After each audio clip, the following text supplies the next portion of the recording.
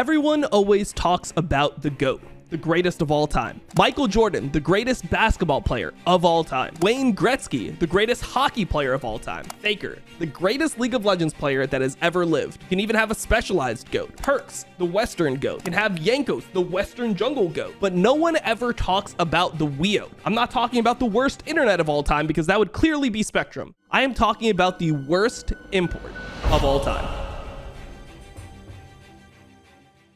Before we get into who I believe to be the worst import of all time, let's first talk about why I'm making this video in the first place. Recently, the player Blue has been coming under a lot of fire from the community. The mid laner formerly of SK Gaming recently got imported to Dignitas after an absolutely terrible year of play in the LEC. Every notable analyst considered Blue to be the worst mid laner in the LEC, which makes it extremely confusing as to why he would be picked up by any team from a major region afterwards. This is especially puzzling when you consider the value of an import slot in the LCS. Ideally, these slots should be reserved for the absolute best players on your team. To gain access to a player that is of a higher caliber than anyone that can be found within the region that you are importing to. Surely players like Insanity, Fire, Demonte, or even Dignitas's previous mid laner Saligo should be considered as similar options to Blue. It's a downright bad roster move that doesn't make much sense based on what us on the outside currently know. But just like everything else in the League of Legends community, people simply go too far and are way too extreme. Without even playing one game, people are discussing if Blue is the worst import of all time. They're comparing him to names like Ryoma or Ica as people that should be considered the worst imports of all time. But I personally don't think any of these guys should be considered the worst imports of all time. Now, for this video specifically, I'm only going to be looking at it from a player side,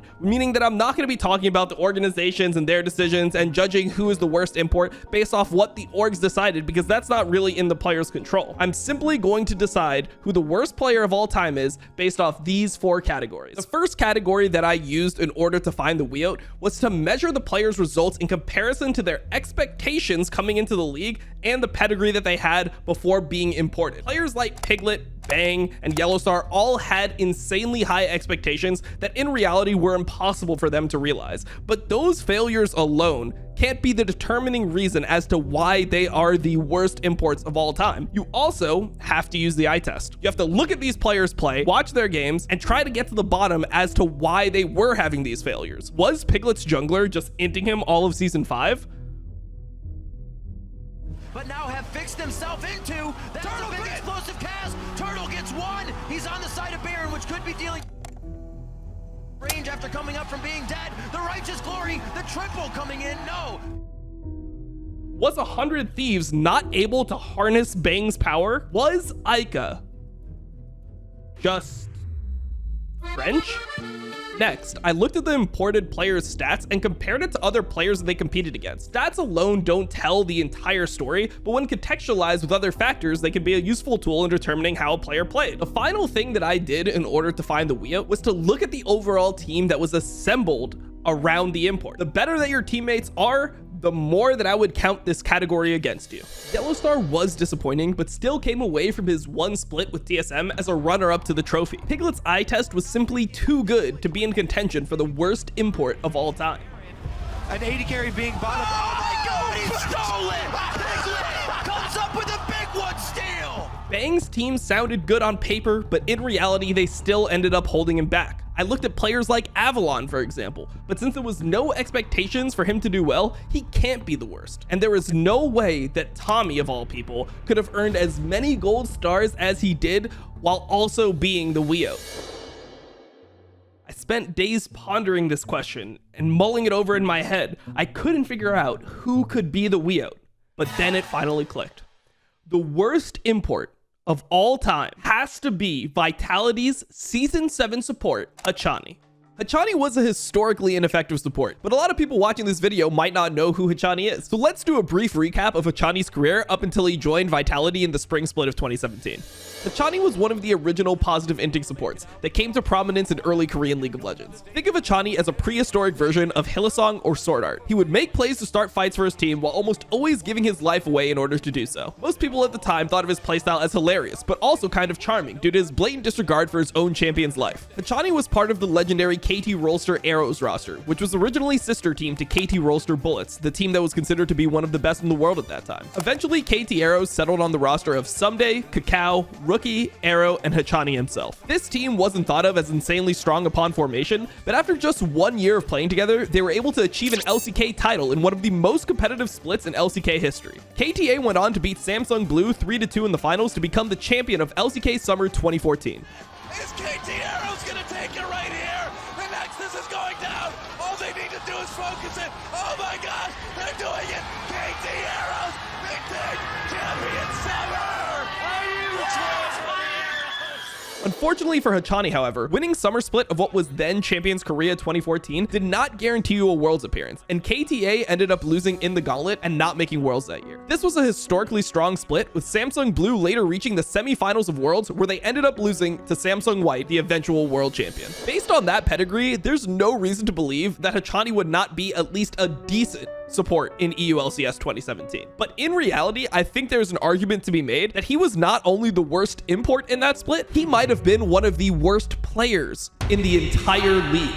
6-12 record, 33% win rate, but a 1.7 KDA and a terrible rate of kill participation. The only player that played support at a level like this was Hiva, who played on the famous motivation, improvement, work, team version of Origin in 2017, who did not win a game the entire split. It must not actually be Hachani's fault, though. I mean, look at the players that he played with. What did he got? He had Cabashard on his team, Nuke Duck on his team, Steelback, solid AD carry, Nuke Duck, reached 2 finals over the next 2 years. Joko wasn't the best, but Cabashard was considered one of the best top laners in all of LEC. There is no reason that his results should have been this bad with this lineup. I am not gonna lie to you. It is looking terrible for Hachani. The guy had high expectations. He had terrible stats, and he had a decent team that he should have been able to succeed with. But there is one thing left to do. We should go use the good old-fashioned eye test and watch his games from the first 3 weeks to see if he really is the Weo. All right, here we are in the EU LCS. Hachani already, what are you doing? You are walking in 1v. Okay. How did you end up in this situation? How did Hachani even end up here? What did he do that he could actually just be there alone? Oh, the flash in! He was flashing to save the Olaf. That would have been a really... that was terrible. He didn't even play the whole split. He literally got benched after 3 weeks and then played again at the end. He knows he's dead and he tries to finish the ward. Honestly, respectable. All right. He's getting Yankos. He's going for the steal. All right, it's starting to get a little bit ridiculous here. Wait, does he die here? No, there's no way they kill him. All right, that's BM. That one doesn't count. What are you doing, Hachani? Hachani, you're 1v2 in your jungle as a Lulu. Your jungler is nowhere close to you. Why are you 1v2ing them? Your jungler's in mid lane. Nah, this is reportable. This is reportable right here. Oh, he's engaging. This was a little bit unlucky, man. This was the old Ivern, man. This is a Wind Speaker's Ivern. Okay, I mean, he's just mid lane. He is just mid lane. Wait, did he just walk into them? Oh my god, it's a 0-6. It's a 0-6 Malzahar game. Yeah, he's getting some assists, though. Oh, he's going forward. Oh, he's still in it. Don't tell me he just gets soloed by Daisy. Oh, Daisy clapped him out. Oh. Now, after watching those absolute atrocities that were committed by Hachani in the EULCS, I am convinced that we have found the Weo, the worst import of all time. Now, normally at this point in the video, I would tell you to cut the Western shit. But if you have Hachani on your team, you better cut the Eastern shit. I'll see you next time.